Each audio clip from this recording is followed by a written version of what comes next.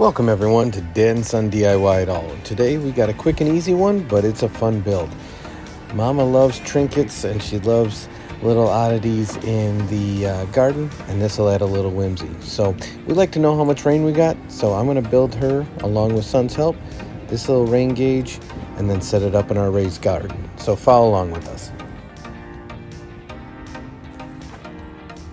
We found the entire package to be done well, protected, and set up, and so we were very happy to see that nothing was out of place or damaged, although the tape was a little tough to get apart because it was on plastic, but we got through it.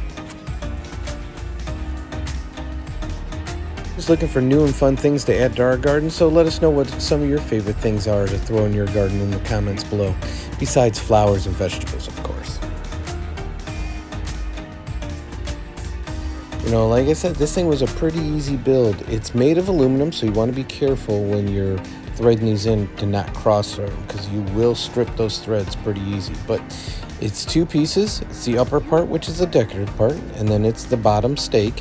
You just screw those two together, make sure it's good and tight, and then you go ahead and you find that glass. And I did say glass. I was actually really surprised. I thought it was going to be plastic, but it's a glass measuring base that you add to the actual garden stake. So once you got that all done, the last step is to find a place in your garden you think it'll look good. Now, we ended up choosing the small raised garden that we have out in the back, because if you look directly from the kitchen, that's the small garden you see. Now, we will be upgrading this small raised garden very soon, making it much larger and adding more items to it. But let us know how you think this turned out, and also, how do you think our sunflower's doing? We appreciate you being here, and if you like lawn and garden videos and other DIYs for real people, hit that subscribe and that like button. Take care, and all our best.